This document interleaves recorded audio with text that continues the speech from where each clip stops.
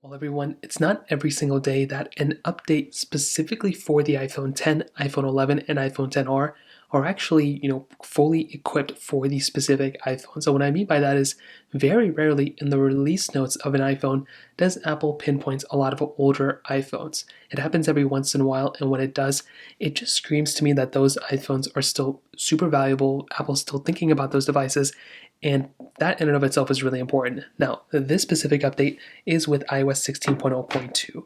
Now, this may end up seeming like a random update. Personally, I think some of the latest updates from Apple have been a little weird here and there, but within iOS 16.0.2, specifically within the release notes, Apple actually gives us something very interesting. Now, I saw a Redditor actually post this. I did update my iPhone 14 to 16.0.2 already. This iPhone is on 16.1 beta, so unfortunately I wasn't able to update to it. But if we go ahead and zoom in, you can kind of see what we're working with. So first of all, I'm going to zoom in. Next of all, I'm going to go and increase the brightness so you guys can see it better. So it says 16.0.2. And right at the very top, it says this update promises bug fixes and improvements, yada, yada, yada. But at the very bottom, it tells us something very interesting.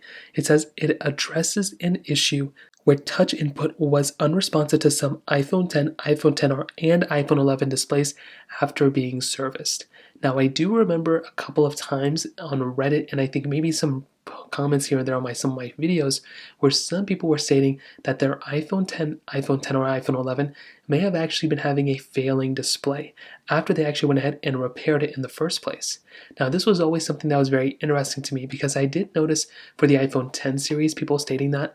For the most part, I didn't think there was a widespread issue. I have seen a few of those comments throughout the last few years, but I'm unsure how much of a software issue that was.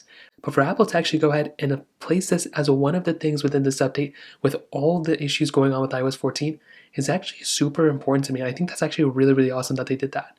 So personally, when I look at this specific update, definitely, it brought a lot of bug fixes and stuff. It's not really supposed to be like a featureful update, but that in and of itself is one of the most important things that Apple has really done in the last few weeks, in my opinion, beyond than just, supporting the iPhones and releasing them. They actually went ahead and, kind of addressed an issue for these specific iPhones. Now, it's very weird that they didn't place the iPhone XS in this when I kind of do feel like the iPhone XS should have been here because it pretty much had the same display as the iPhone 10. And for the fact that the 10 and the 11 are there too, very, very interesting stuff because those kind of share the same display. But it's very interesting they didn't put the 10 or the iPhone 11 Pro in here either. So ultimately, if you own one of those iPhones, I would highly recommend updating your specific device. It makes absolutely no sense to still stick on the lower version of software unless you're on iOS 15. If you're currently on iOS 15, I would highly recommend staying there. But for everyone else, if you're already on iOS 16, I would recommend updating to 16.0.2 for sure. So that kind of covers it up. If you have any other thoughts or questions, let me know in the comment section below. Hit the like button, that would mean so much, but definitely hit that subscribe button. More importantly than everything else, I love every single one of you guys.